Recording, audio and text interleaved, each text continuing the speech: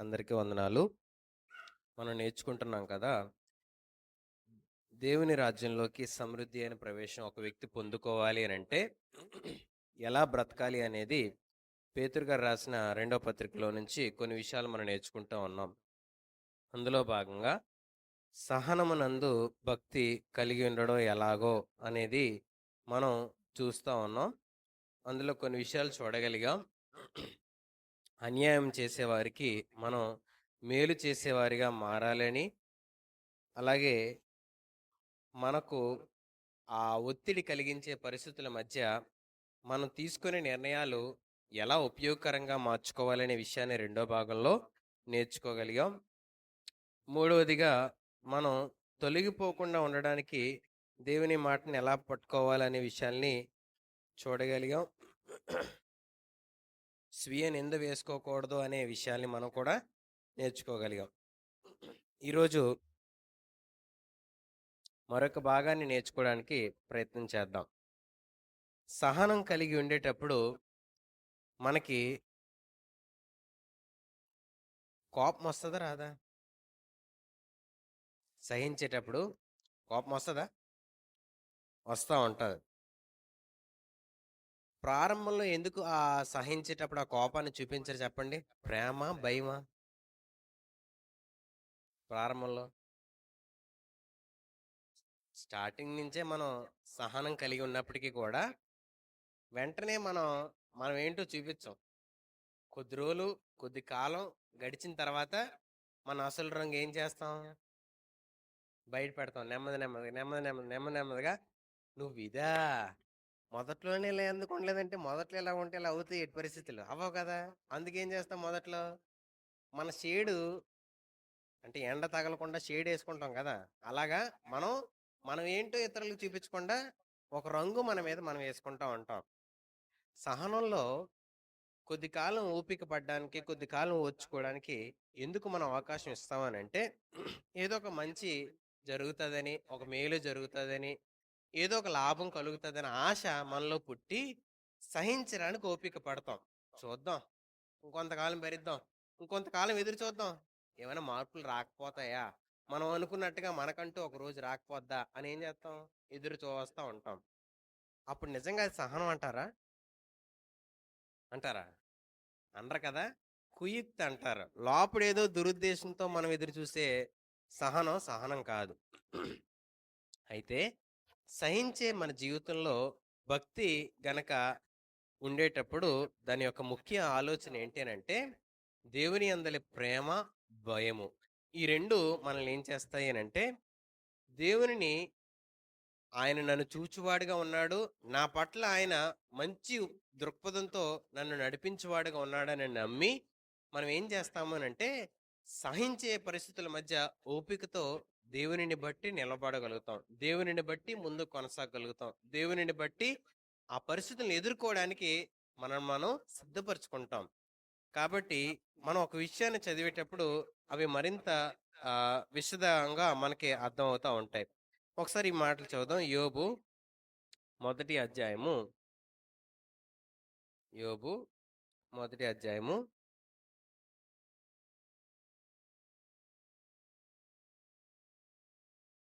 21వ మాట చదువుదాం.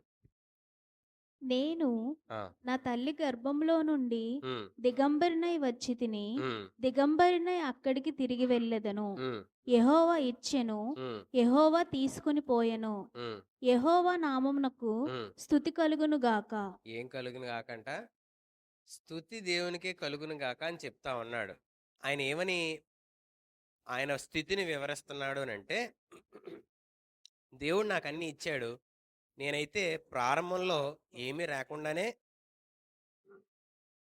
ఈ భూమి మీదకి వచ్చాను, నేను వెళ్ళేటప్పుడు కూడా ఏమీ లేకుండానే వెళ్ళిపోవాలి. ఈ మధ్యలో దేవుడు నాకు ఇచ్చినవి దేవుడు తీసేసుకున్నాడు, దేవునికే మహిమ. ఆయన ఇచ్చాడు నమ్మి, ఆయన ఇచ్చాడు నమ్మి, తీసుకున్నాడు నమ్మి అనే మాటను చెప్తా ఉన్నాడు. ఏం జరిగింది ఆయన జీవితం అని అంటే మన అందరికీ తెలుసు. యోబు జీవితంలో చాలా కోల్పోయాడు ఆయన. ఏంటి కోల్పోయాడు? తన పిల్లల్ని కోల్పోయాడు, తన పశు సంపదను కోల్పోయాడు, తన ఆస్తిని కోల్పోయాడు, తనకు సంబంధించినవన్నీ కూడా కోల్పోయినప్పటికీ కూడా ఆయన ఏం చెప్తున్నాడు అని అంటే, దేవునికే స్తుతి కలుగును గాక, దేవునికే మహిమ కలుగును గాక అని చెప్తా ఉన్నాడు.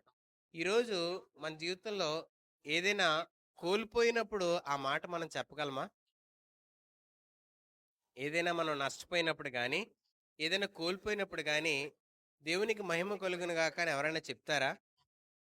ఏమని ఆలోచిస్తారనంటే, ఏం శకునం, ఏం చెడ్డతనం మన జీవితంలోకి వస్తుందో, ఆ దోషాన్ని తొలగించుకోవడం ఎలాగా? ఆ పరిస్థితిని బాగు చేసుకోవడం ఎలాగా అని చెప్పి మనం వెతకడానికి వెతుకులాటలో రకరకాల భక్తి పద్ధతులను వెతుకుతా ఉంటాం. అయితే దైవికమైన పద్ధతి ఎప్పుడూ కూడా మనకు ఒక విషయాన్ని నేర్పిస్తా ఉంటది. మనం పొందుకున్నా, మనం కోల్పోయినా దేవుడు దాని విషయంలో ఆలోచన కలిగి ఉన్నాడని నమ్మి ఓపికతో నువ్వు నడుస్తున్న దారిలో యథార్థంగా నడవగలగడం దేవుడు ఎదురు చూసే పద్ధతే.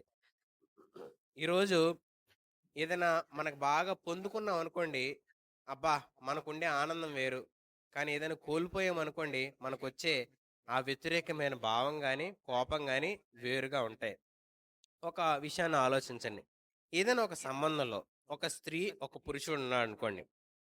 ఆ స్ పురుషుడు స్త్రీకి ఏదైనా ఒక మంచి విలువైన బహుమానం తీసుకొచ్చి ఇచ్చాడనుకోండి, వారి సంబంధం బలపడతదా? బలపడదా? హ్మ్. బలపడతదా? బలపడదా? బలపడతది. ఎందుకు? నన్ను ప్రేమించి, నన్ను ప్రేమించే నా ప్రియుడు లేకపోతే నా భర్త నాకేమిచ్చాడు? విలువైన బహుమానం నాకిచ్చాడు. ఎంత ప్రేమో అని అంటారు. ఇప్పుడు ఆయన వల్ల మనకొక 10,000 అప్పొచ్చిందనుకోండి. అప్పుడేం చెప్తాం?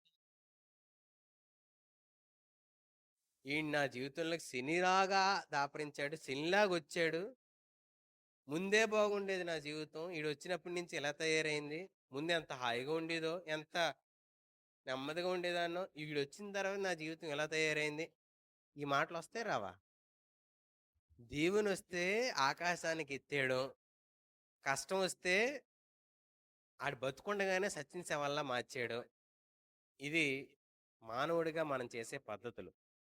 కానీ సహనమునందు భక్తి గనక నేర్చుకోగలిగితే, భక్తి అంటే ఇక్కడ చెప్పబడుతున్న మాట దేవుని యొక్క ఉనికిని గుర్తించగలిగిన జీవితం జీవించడం సహనంలో. సహనం నందు భక్తి అనంటే సహించే సందర్భాల్లో దేవుణ్ణి మనం ఉన్నాడు, ఆయన చూస్తున్నాడు, ఆయన ఉనికి కలిగి ఉన్నాడు, ఆయన పని చేయుచున్నాడని నమ్మిన జీవితానికి మనల్ని మనం అప్పగించుకొని జీవించడం సహనమునందు భక్తి కలిగి జీవించే జీవితం. అప్పుడు ఆయనకి ఎదురైన పరిస్థితి ఏంటనంటే రెండో అధ్యాయము యోబు రెండో అధ్యాయంలో కొన్ని మాటలు ఇలా ఉన్నాయి.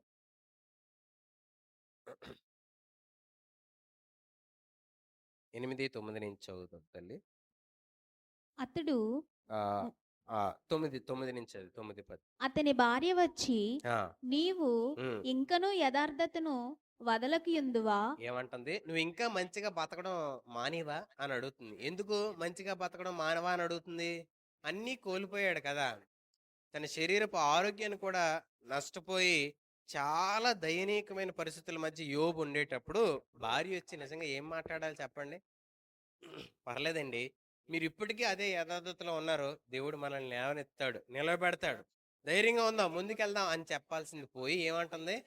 నువ్వు ఇంకా ఇలా బతకడం మానవా అంటున్నాడు. అంటే కొన్నిసార్లు దేవుణ్ణి వెంబడిస్తున్న జీవితంలో ఆ దారి మంచిదని, ఆ దారి సత్యమైందని నమ్మిన తర్వాత, ఆ దారిలో నడిచేటప్పుడు ఏదైనా కష్టం వచ్చిందనుకోండి, ఏదైనా ఇబ్బంది వచ్చిందనుకోండి, ఆ దారి మంచిది కాదేమో అనుకొని ఆ దేవుణ్ణి విడిచిపెట్టడానికి చాలా మంది ఏం ఆలోచించకుండా వదిలేస్తా ఉంటారు. అయితే నువ్వు వెంబడిస్తున్న దారి మంచిదా కాదా, సత్యమైందా కాదా, యథార్థమైందా కాదా అని పరీక్షించుకోగలిగిన మనస్సు ఏ వ్యక్తికి రాదు. ఎందుకు అనంటే కష్టం అలా చేసేస్తుంది, నొప్పి అలా చేస్తుంది, శ్రమ అలా చేస్తుంది, ఇబ్బంది అలా చేస్తా ఉంటది. అయితే దేవునిని వెంబడించేటప్పుడు, దేవునిని అనుసరించేటప్పుడు మనకు ఎదురయ్యే పరిస్థితులు ఎలాంటివైనప్పటికీ యోబు పలుకుతున్న మాట ఏంటో ఒకసారి చూద్దాం. ఆయన ఏమంటున్నాడనంటే 10వ వచనంలో అందుకతడు, ఉమ్, మూర్ఖురాలు ఉమ్, మాట్లాడినప్పుడు మాట్లాడినట్లు మాట్లాడినట్లు ఉమ్, నీవు మాట్లాడుచున్నావు. ఉమ్, మనము దేవుని వలన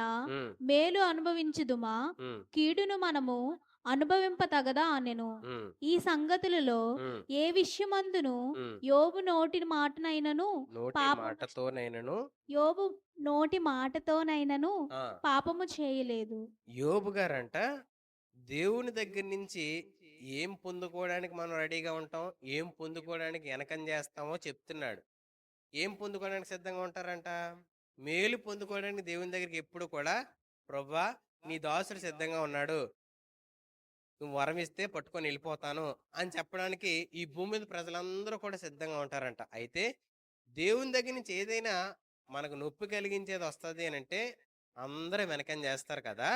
ఏం దేవుని దగ్గర నుంచి మేలేనా? దేవుడు మనల్ని పరీక్షించాలనుకునేటప్పుడు, "ప్రభా, నేను రెడీ. నేను వెంబడిస్తున్న దారి నీతిది, యథార్థమైనది. నేను దాన్ని వదలను" అని చెప్పగలిగిన యోబు లాంటి జీవితం ఎందుకు రాదు? ఈరోజు సహించే సందర్భాల్లో తిరగబడాలని, వ్యతిరేకించాలని, నువ్వేంటో చూపించాలని ప్రయత్నం చేసేటప్పుడు నువ్వు చూపించేది దేవునిని కాదు. సహనమునందు భక్తి. నువ్వు ఎదుర్కొనే పరిస్థితుల మధ్య నీ స్పందన ప్రారంభంలో మంచి జరిగినప్పుడు ఎలా ఉందో, కీడు జరిగినప్పుడు, తప్పు జరిగినప్పుడు, చెడు జరిగినప్పుడు కూడా అలాగే ఉండడం సహనమునందు భక్తి. గాని నువ్వు మంచి జరిగినప్పుడు వారిని ప్రేమించగలిగి, వారు కీడు చేస్తున్నప్పుడు నువ్వు వారిని ద్వేషించగలిగే స్వభావం మనలోకి వస్తుంది అని అంటే సహనం నందు మనం భక్తి చూపించట్లేదు. కానీ మనం ఒక బిజినెస్ జరిగేటప్పుడు లాభం వస్తే వారిని పొగుడుతాం, నష్టం వస్తే తిడతాం అన్నట్టుగా దేవుడితో కూడా వ్యవహరిస్తున్నామేమో జాగ్రత్త. దేవుని అందల మనం నడిచే జీవితం అన్ని విషయాలలో ఒకే రకమైన మంచి దృక్పథంతో నడవగలిగిన జీవితానికి మనం ఎదగగలగాలి తప్ప, రంగులు మార్చగలిగిన జంతువులు చాలా ఉంటాయి. అలా మనిషి మారిపోకుండా అన్ని వేళలా ఒకేలాంటి దృక్పథం కలిగి జీవితం కలిగిన వారిగా మనం ముందుకెళ్ళాలని చెప్పి దేవుని మాటలు మనల్ని హెచ్చరిస్తూ ఉంటాయి. నిరంతరం మంచి చేయటం ఎందు ఆలోచన కలిగిన వారిగా మనం ఎదగాలి, కానీ మారిపోయే స్థితి మనలో ఉండకూడదు. ఒకసారి ఈ మాట చదువు. సామెతలు 19వ అధ్యాయం 11వ వచనం. సామెతలు 19వ అధ్యాయము 11వ మాట చదువు. ఒకని సుబుద్ధి ఉమ్, వానికి ఉమ్, దీర్ఘశాంతమునిచ్చును, ఉమ్, తప్పులు క్షమించుట ఉమ్. అట్టివానికి ఘనతనిచ్చును.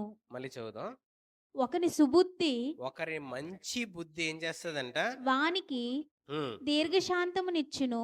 దీర్ఘ శాంతం ఇస్తుందంట. శాంతం కాదు, దీర్ఘ శాంతం. దీర్ఘ శాంతం అంటే ఏంటి అర్థం? అంత శాంతమా? ఆ? దీర్ఘ శాంతం అంటే ఏంటి? ఆ శాంతానికి దీర్ఘం పెట్టాడు అని అంటే వాళ్ళు వెంటనే స్పందించడానికి ఇష్టపడరు. తొందరపడి ఏదో ఒక మాట అనేయడానికి, ఒక నిర్ణయానికి వచ్చేయడానికి ఇష్టపడరు. కానీ ఓపికతో ఆ పరిస్థితిని ఆలోచిస్తూ ఉంటారు. సుబుద్ధి అంట, అది మంచి బుద్ధి అని అంట. ఒకసారి ఈ మాట చెప్పండి. మీ గురించి ఎవరైనా ఒకరు చెడ్డగా మాట్లాడారని అంటే వెళ్ళి ముఖం మీద కడిగేసే అలవాటు ఎవరికైనా ఉందా? మీ గురించి పలానా వ్యక్తి ఇలా మాట్లాడారంట, ఎంత మాట అన్నది అని అనగానే అసలు ఎందుకు అని ఉంటుంది, ఎందుకు అనాల్సి వచ్చింది అని ఓపికతో ఎదురు చూసే మనసు ఉంటుందా? వెళ్ళి తొందరగా అది ఇలాగన్నదా, ఉండి దాన్ని కడిగేస్తాను, ఏం తేల్చేస్తాను, దాని బతుకడి చూసేస్తాను అనే పరిస్థితి వస్తుందా మనకి? ఆగి ఆలోచించి ఎందుకు అనాల్సి వచ్చింది, నేనేమైనా పొరపాటు చేశానని నీలోకి తొంగి చూసుకునే మనసు వస్తుందా? మీ పక్కన అడగండి, మీకు ఎలాంటి మనసు వస్తుంది? ఆడ అన్నాడా లేదా అనేది అనవసరం. ముందు వీడు చెప్పినోడు నిజం చెప్పాడా లేదా అనవసరం. అది అన్నదా, వెళ్ళి తేల్చేసుకుందాం అనే స్థితికి మనం వస్తుంది. సహనమునందు భక్తి అని అంటే ఏంటనంటే, నిన్ను అనరాని మాటలు అన్నా నువ్వు నోరు మూసుకొని ఉండమని కాదు, కానీ ఆ విషయాల్లో నిన్ను నువ్వు సరిచేసుకొని నీలో తొంగు చూసుకునే అవకాశం నువ్వు ఇస్తావా? ఎదుటి వ్యక్తిని క్షమించే మనసును ఇస్తావా? ఆ కింద నేను చదువుతున్నాను 19:11 ఇలా అంటున్నాడు. 19 ఆ, తప్పులు క్షమించుట ఉమ్. అట్టివానికి ఘనతనిచ్చును. ఘనతనిస్తాదనంట. అతడు ముందుగా దీర్ఘశాంతంతో ప్రతి విషయాన్ని ఆలోచిస్తాడు. రెండోది, అతడే తప్పు చేశాడని చెప్పి అర్థమైన తర్వాత క్షమించడానికి సిద్ధ మనసు వస్తుంది. మొదటిగా విచారిస్తాడు, ఏం జరిగింది, ఎలా జరిగింది, ఎందుకు జరిగింది అని చెప్పి విచారించి తను పరీక్షించుకొని తనలో తప్పును సరిచేసుకుని, నాలో తప్పు లేదు, అతడే నన్ను ఇలా అన్నాడు, నాలో ఏ తప్పు లేకపోయినా అతను నా గురించి ఇలా చెడ్డమాట పలికాడు, ఇలా చెడ్డమాట అన్నది, నా గురించి తప్పుగా నింద వేసింది అని అర్థమైన తర్వాత వెళ్ళి రివెంజ్ తీర్చుకోదు, కానీ వెళ్ళి క్షమించడానికి ఇష్టపడతా ఉంటుందంట. సహనమునందు భక్తి ఎప్పుడు కూడా మంచి బుద్ధి కలిగి అన్ని వేళలా మంచిగా నడుచుకోవడానికి ఇష్టపడతా ఉంటది. అన్ని వేళలా ఒకేలా జీవించడానికి ఇష్టపడతా ఉంటది. అలా జీవించేటప్పుడు ప్రాణం సాలొస్తదా? సాలిరాదా? ఆ! వస్తదా? రాదా? మీ పక్కోళ్ళని అడగండి. మీ ప్రాణం ఎలా ఉంటది అలాంటి సమయాల్లో? నేనేం చేశానని నన్ననాల. నేనే తప్పు చేశానని, నేనే చెడ్డ పని చేశానని, నేనే అపకీర్తి చేశానని, నా వల్ల ఏ కీడొచ్చిందని ఆళ్ళకి నన్ను ఈ మాట అనాల. నేనే పని చేయలేదు కదా! నా పని నేను చేసుకుంటున్నాను. నేను యథార్థంగా బతుకుతున్నాను. ఏ తప్పు పరిస్థితి నేను చేయలేదే. వారికి ఏ కీడు నేను చేయలేదే. ఏ అపకీర్తి నేను తలపెట్టలేదే. నా వలన వారికి ఏ నష్టము కలగలేదే. అయినా ఎందుకన్నాదో. ఈ రకమైన పోరాటం అంతా ఎందుకొస్తదండి? వస్తది. వచ్చిన తర్వాత ఓపికగా ఉండగలమా? నన్నంటాదా? దానికవ్వదు. నా గురించి మాట్లాడతదా? దాని పరిస్థితి ఎలాగుంటదో నేను చూడను. అది అనుభవించదా నన్నన్నది? ఈ మాటలన్నీ ఎందుకొస్తాయి?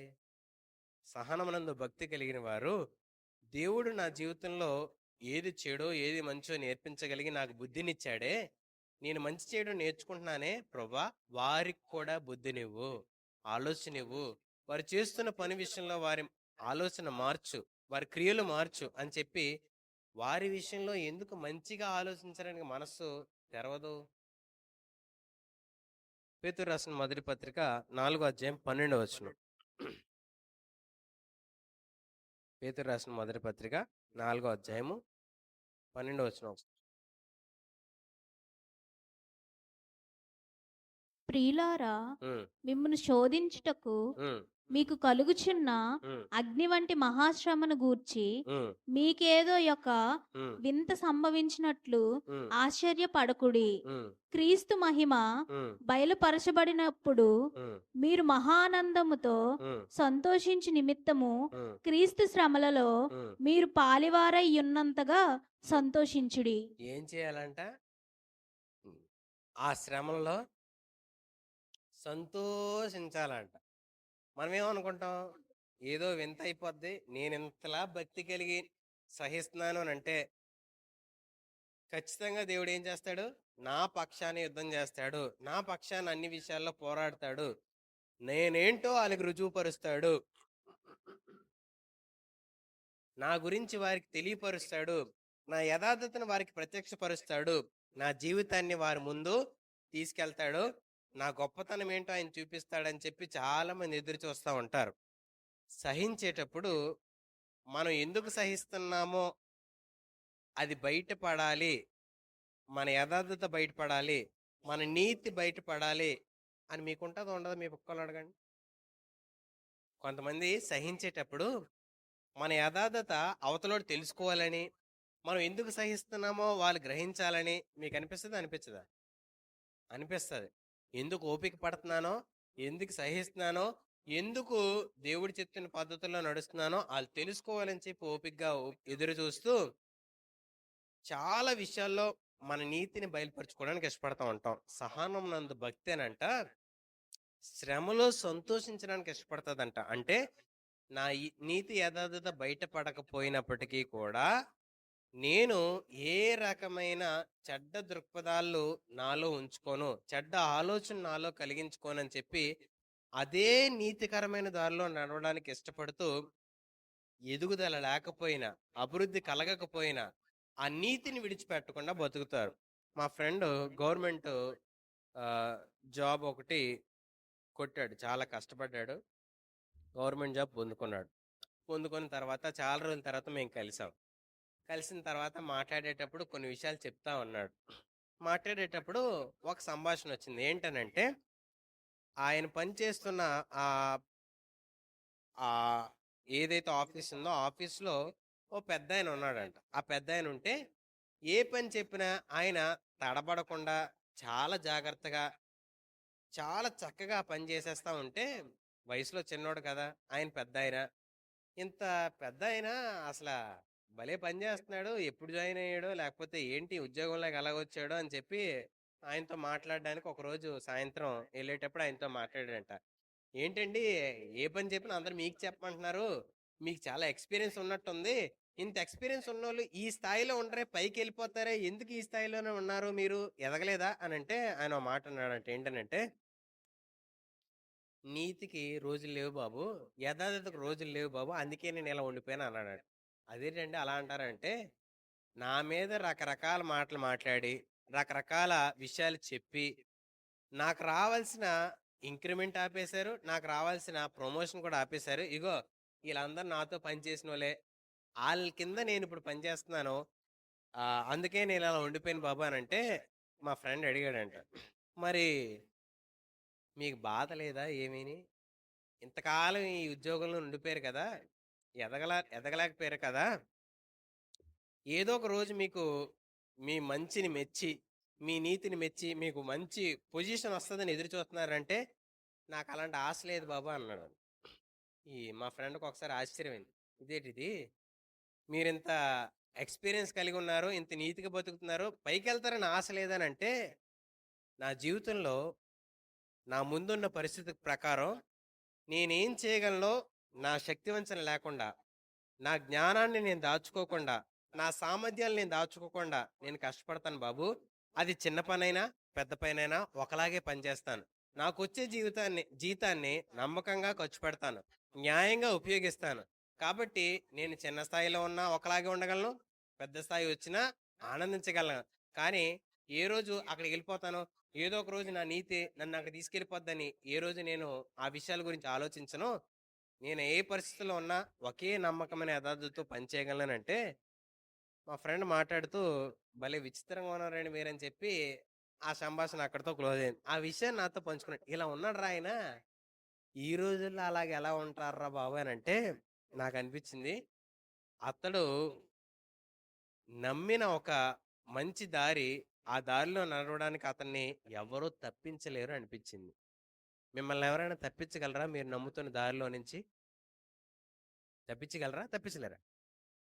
ఆ తప్పించలేరు. మీరు నమ్ముతున్న దారి యథార్థమైందని, మీరు నమ్ముతున్న దారి సత్యమైందని మీకు తెలిసిన తర్వాత మిమ్మల్ని తప్పించగలరా, తప్పించలేరా? తప్పించే పరిస్థితులు మనం ఇస్తాం.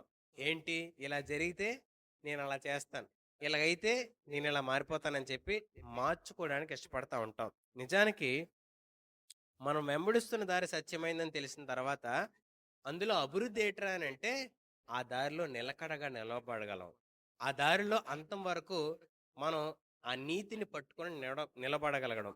అయితే మనం అనుకోవచ్చు, అందరూ వెంబడిస్తున్న దారిలో అవే కదా, అదే నీతికరమైంది కదా, అదే యథార్థమైంది కదా, మరి వారెందుకు వదిలేసి ఇది నీతికరమైందని ఈ బైబిల్ పట్టుకోవాలి అని అంటే, నేను ఒక మాట అంటాను.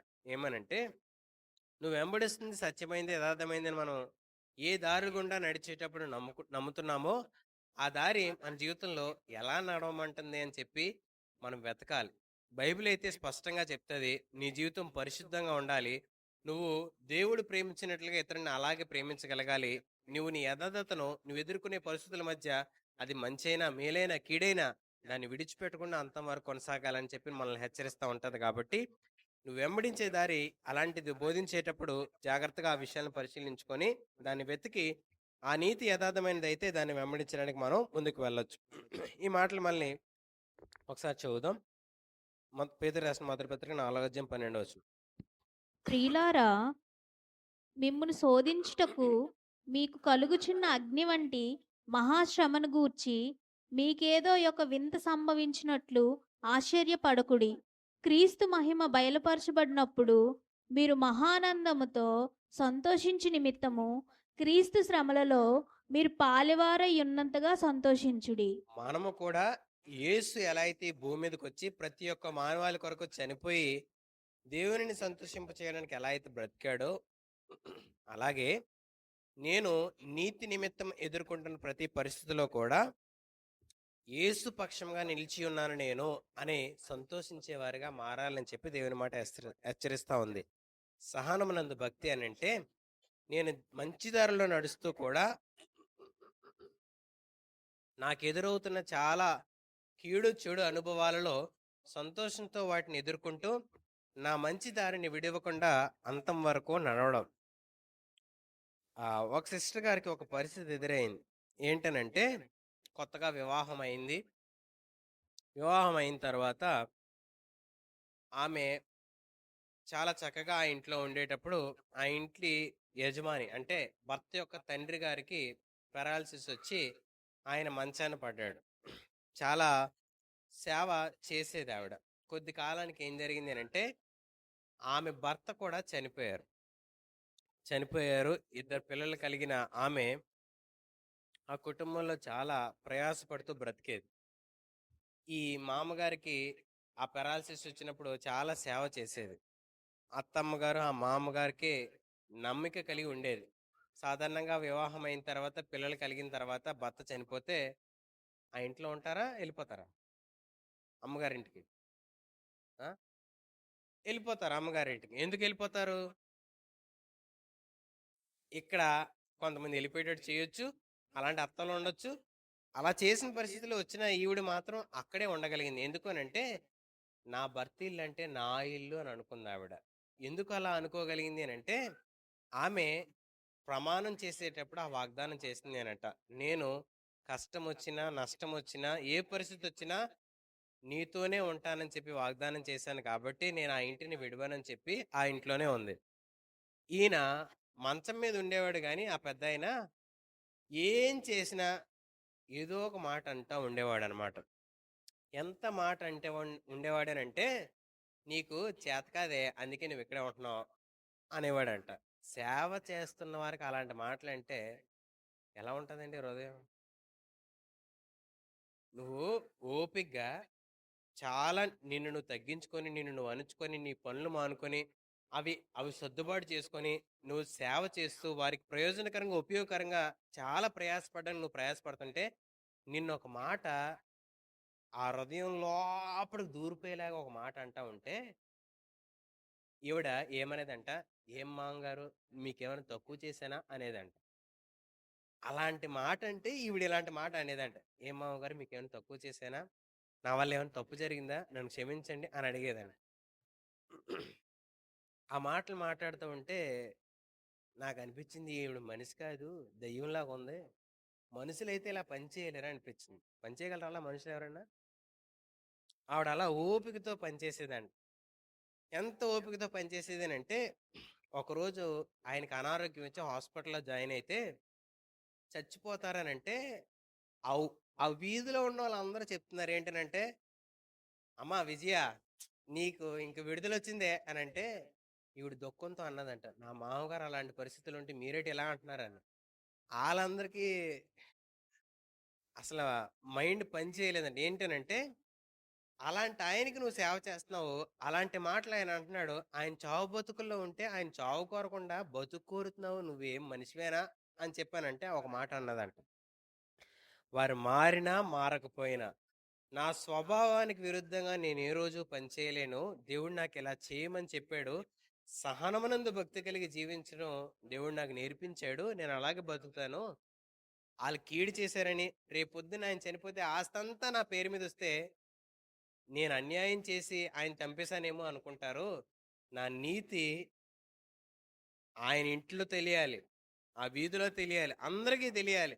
నా ఇ నేను ఏ రకంగా కూడా ఆయన మీద చెడ్డ దృక్పథం లేకుండా బతకాలి ఆఖరి వరకు.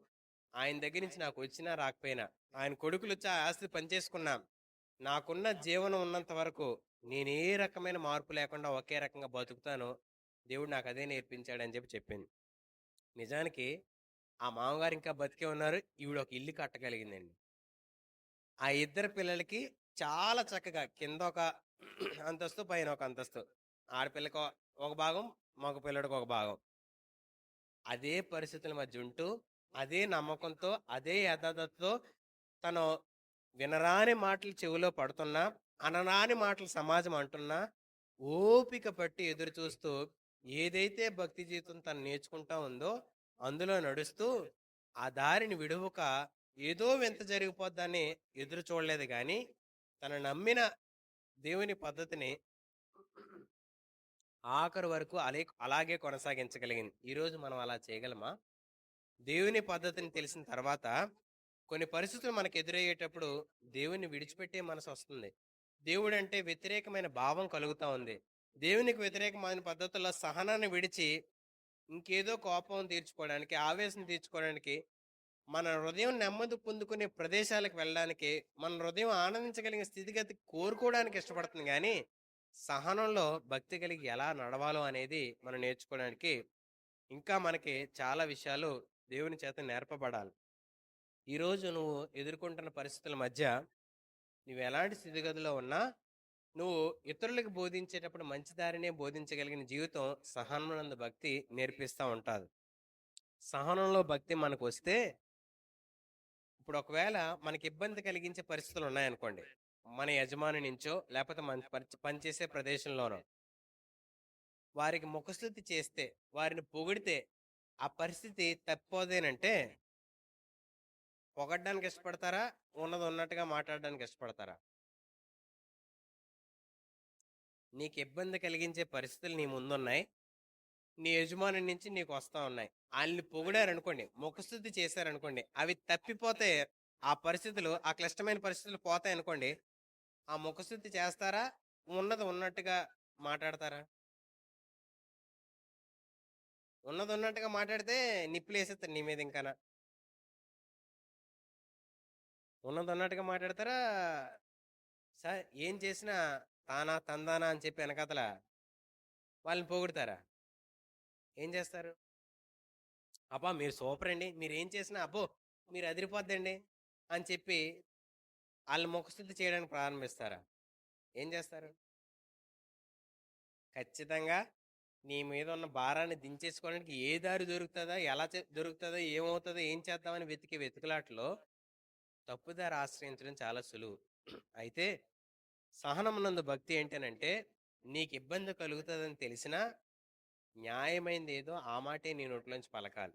ఏది యథార్థమైందో ఆ మాటే పలకాలి తప్ప, ఒకరికి ముఖస్థుతి చేసో, ఒకరిని పొగుడో, ఒకరిని గొప్ప చేసో, నీ అవసరత తీర్చుకోవడానికి నువ్వు తప్పుదారిని వెతుకుతున్నావేమో, నీ భారాన్ని దించుకోవడానికి నువ్వు తప్పుదారిని వెతుకుతున్నావేమో, అది సహనమునందు భక్తి కానే కాదు. దేవుడు ఉన్నాడు, దేవుడు చూచుకునేవాడు, దేవుడు నా యథార్థమైన జీవితానికి ఇలా నడవమని చెప్పాడు కాబట్టి నేను అలాగే నడుస్తానని చెప్పి విడువక నడవడం సహనమునందు భక్తి కలగడం.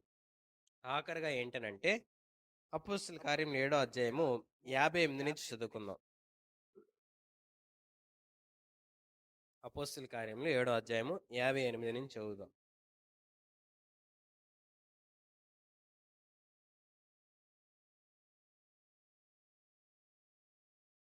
పట్టణపు వెలుపులకి ఉమ్, అతన్ని వెళ్ళగొట్టి ఉమ్, రాళ్ళు రువ్వి చంపిరి.